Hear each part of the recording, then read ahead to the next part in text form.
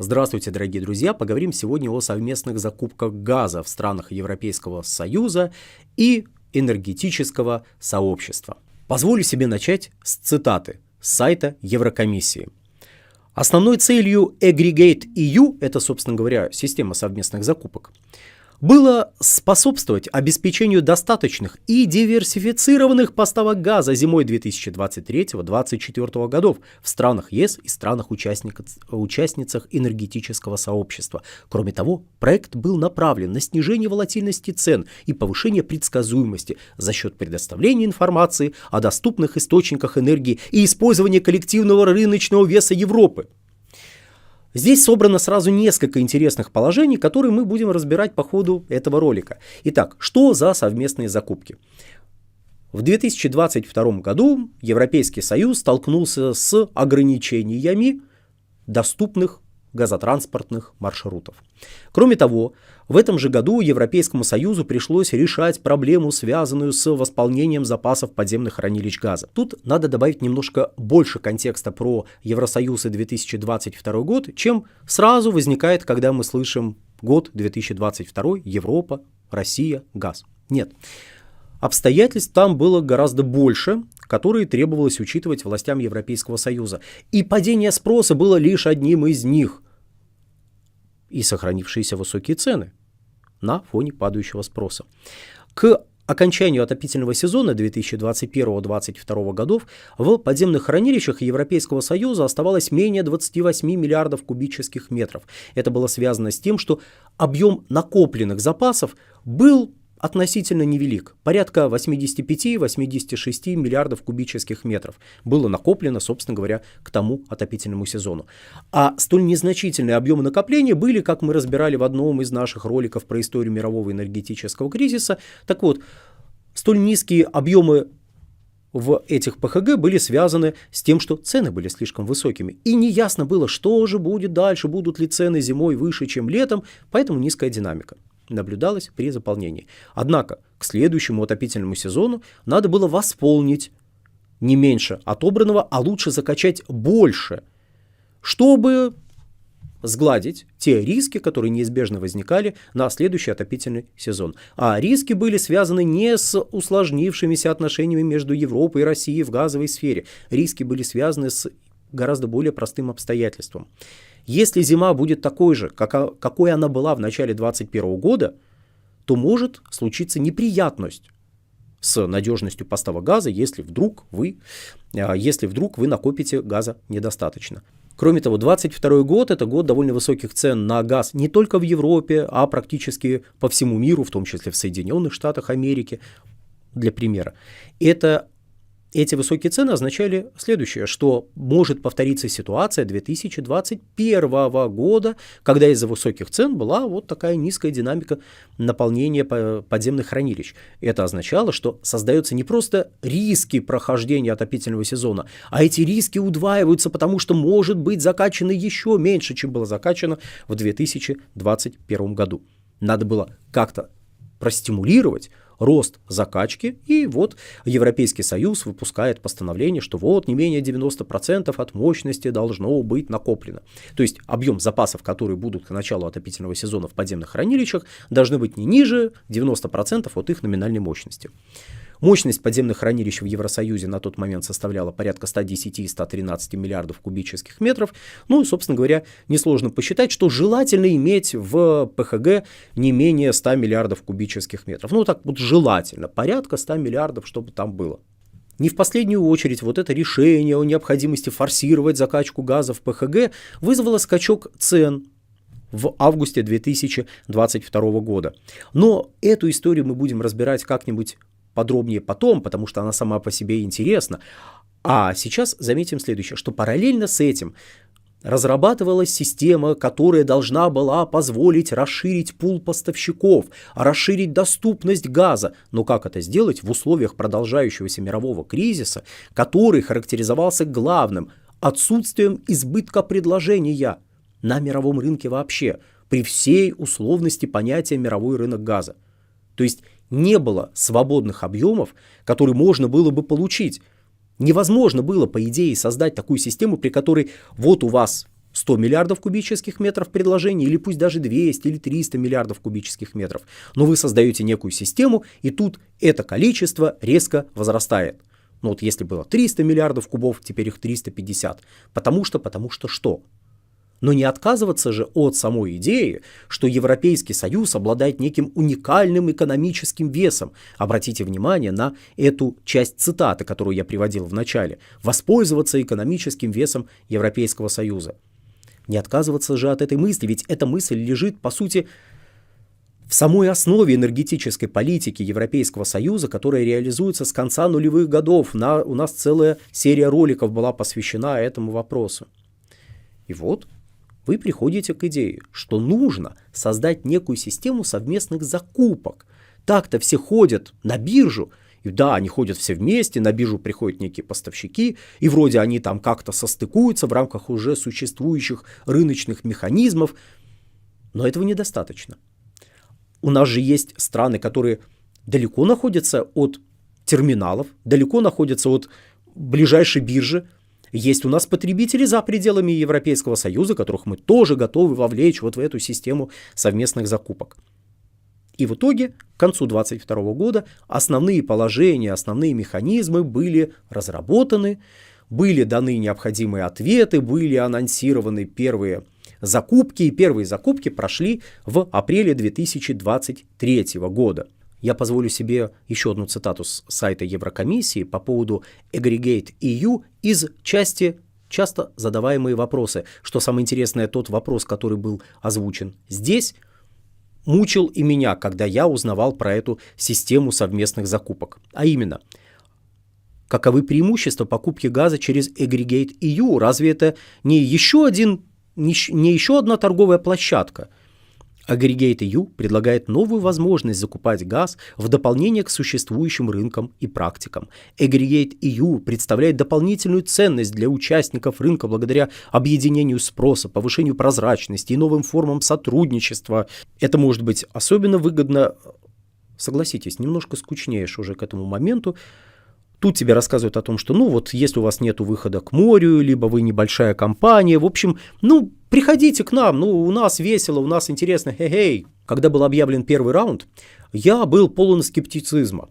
Я считал, что ничего не получится, что это очередная мулька, которую придумали в Европейском Союзе, и она, по большому счету, ни к чему не приведет, никаким радикальным изменениям, никакие новые поставщики не придут, ничего не изменится, потому что это не могло измениться. Но я был посрамлен. В середине мая 2023 года были подведены итоги первого раунда закупок, и замглавы Еврокомиссии Марош Шефчович заявил: надежные международные поставщики отреагировали на нашу совокупную потребность примерно в 11,6 миллиарда кубических метров газа, предложив поставить общий объем более 13,4 миллиарда кубических метров.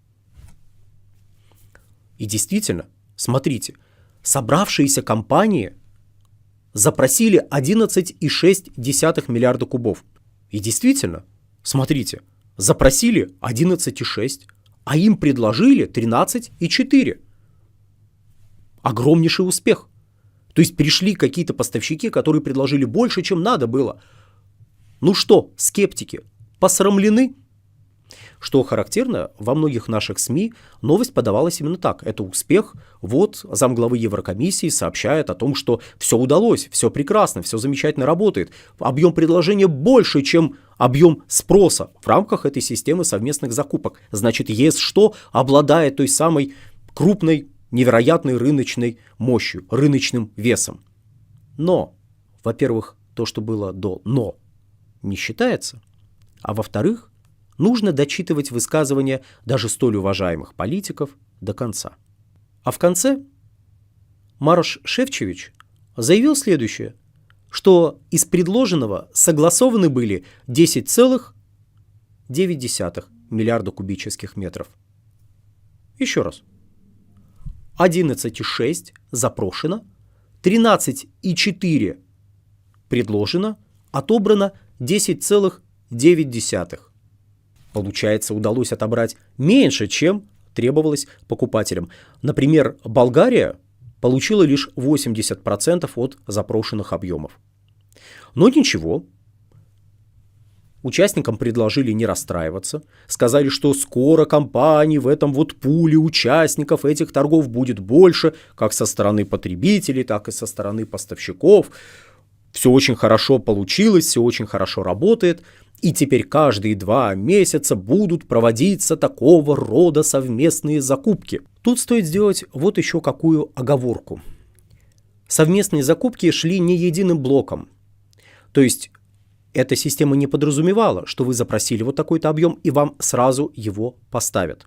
Нет, система подразумевала, что это объем закупок на некое количество месяцев. И если разделить то количество отобранных объемов на то количество месяцев, на которые проводились эти закупки, мы обнаружим, что в месяц получается примерно 800 миллионов кубических метров.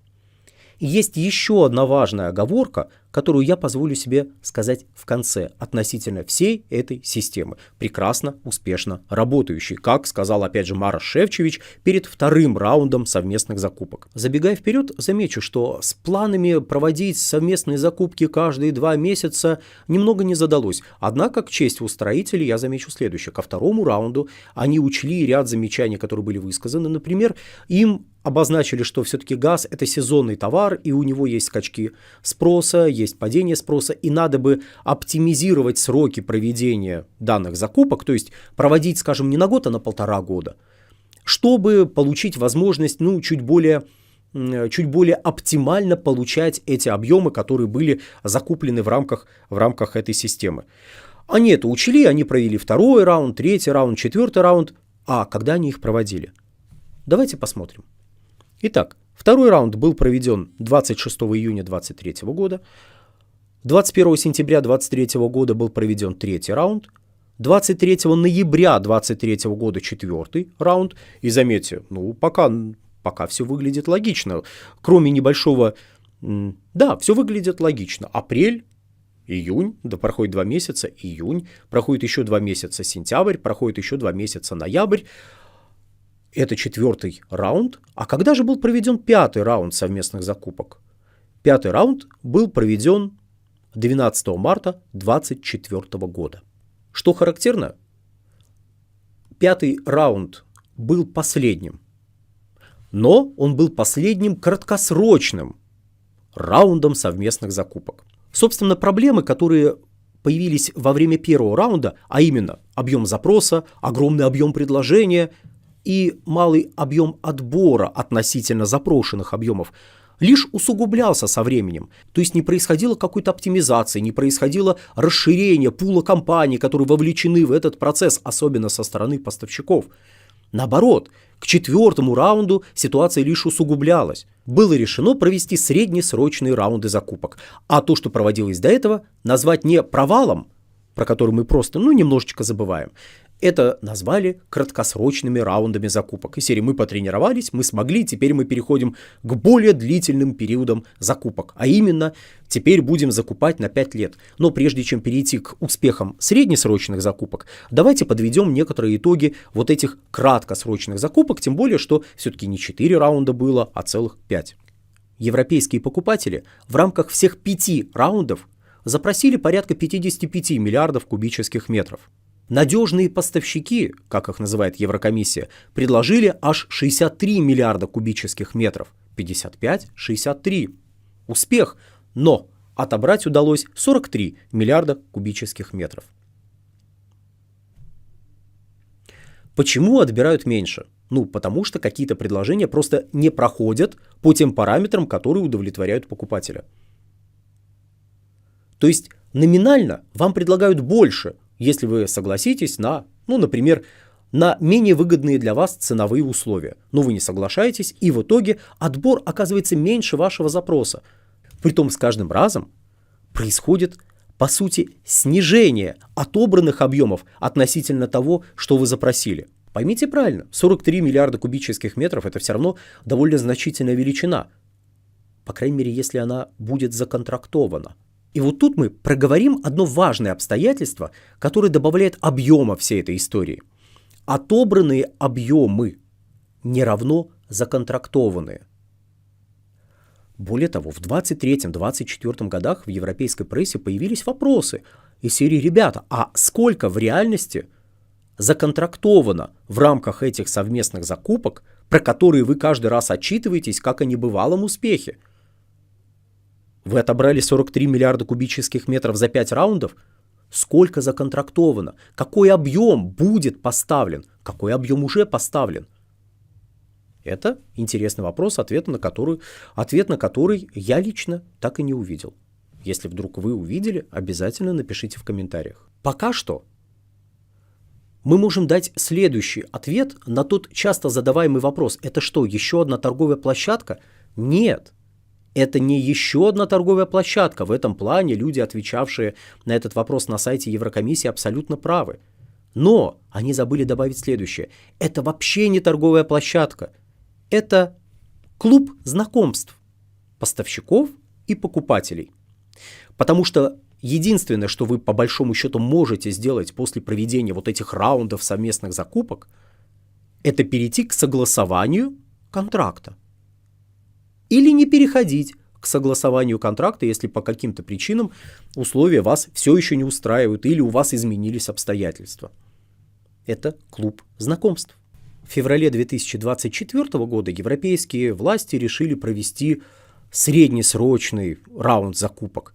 Перейти от вот этих краткосрочных, которые занимают, год-полтора, к среднесрочным. Сразу проводить закупки на 5 лет. А точнее, на 67 месяцев.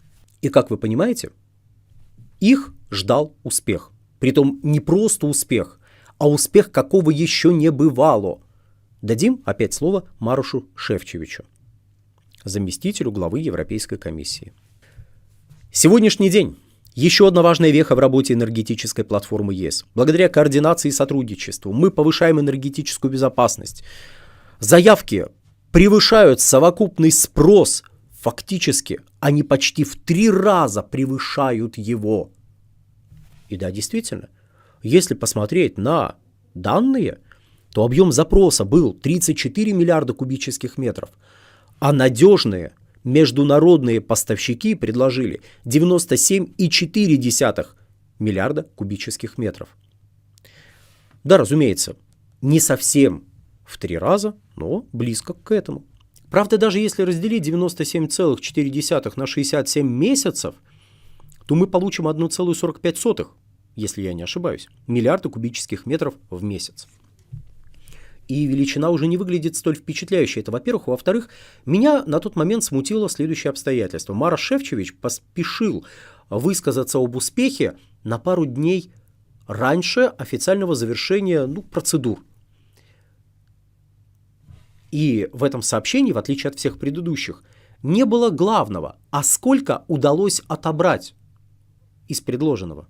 Некоторый ответ на вопрос, а сколько же там было газа, дают нам итоги второго раунда среднесрочных закупок. Второй раунд проводился в марте 2025 года, и его итоги наиболее красноречиво можно обрисовать заголовком, которым снабдили эти итоги на сайте Еврокомиссии. Совместные закупки газа. Очень хорошие результаты второго раунда среднесрочного прогнозирования спроса на природный газ. Оговорка про прогнозирование, мне кажется, особенно показательной. Но это ладно. Это может быть ошибка перевода. Однако перейдем к цифрам.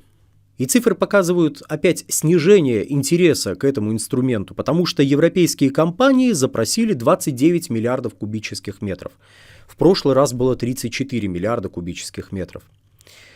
В то время как надежные международные и европейские поставщики, иностранные и европейские поставщики, предложили покупателям в Евросоюзе почти 31 миллиард кубических метров газа.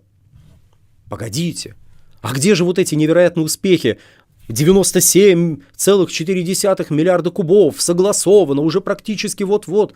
Где это все? Куда делось? Куда оно убежало? Кстати, согласовано было почти 20 миллиардов кубических метров. 29 запросили, предложили 31, согласовали 20. Все участники были проинформированы о результатах согласования и теперь смогут заключать двусторонние контракты. То есть опять клуб знакомств провел свою сессию невероятно плодотворно. Однако здесь нас больше интересует подведение итогов всей работы системы совместных закупок с апреля 2023 года по апрель 2025 года. Итак, за 2 невероятно насыщенных всяческими успехами года совместных закупок было проведено 7 раундов, 5 краткосрочных, 2 среднесрочных. Европейские компании и присоединившиеся к ним запросили 119 миллиардов кубических метров. Надежные поставщики, как иностранные, так и европейские, предложили 191 миллиард кубических метров. Друзья мои, что ж вы не вынесли это в заголовок? Это же такой успех. С другой стороны, это в большей степени наследие невероятно успешного первого раунда среднесрочных закупок, когда 97,4 предложили, сколько отобрали, неважно, сколько отобрали. А сколько отобрали за эти 2 года? Отобрали 100 миллиардов кубических метров. 100 миллиардов кубов.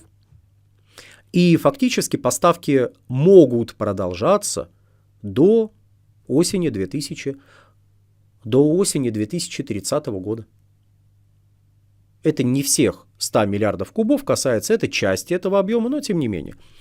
7 раундов, отобрано 100 миллиардов кубических метров из запрошенных 119 миллиардов. Успех, успешище. Сколько подписано контрактов?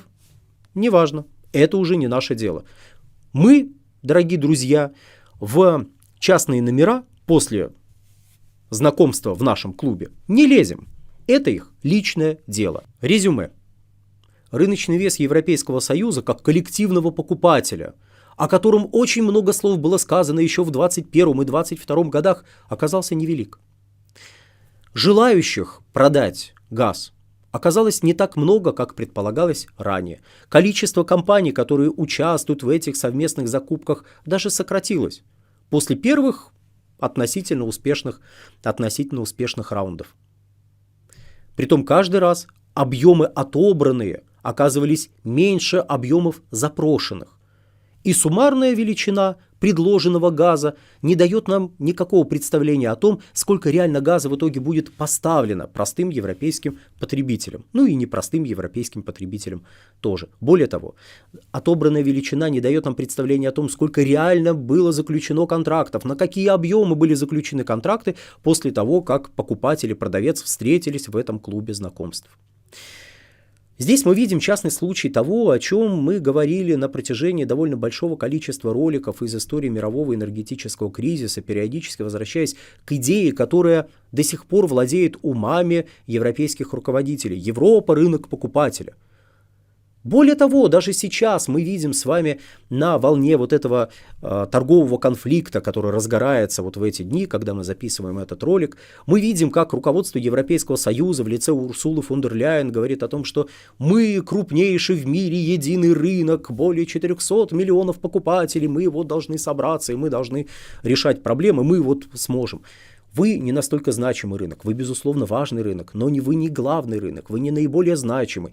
А на рынке энергоносителей ваше значение, в принципе, значительно ниже того, которое вы себе воображаете. И ведь проблема не в том, что они воображают себе некое представление о прекрасном. Проблема в том, что они исходят из этого представления о прекрасном, когда формируют энергетическую стратегию, когда формируют политику в области энергоносителей, когда выстраивают отношения с поставщиками. И для многих вдруг почему-то оказывается сюрпризом, что если просто позвать на некую новую торговую площадку, которая вовсе не торговая площадка, а просто клуб знакомств неких поставщиков, то они не появятся. У вас будут те же объемы, которые были до этого. Просто теперь часть этих объемов, может быть, будет поставлена не через классические площадки, а вот через вот эту новую посредническую площадку. Только и всего.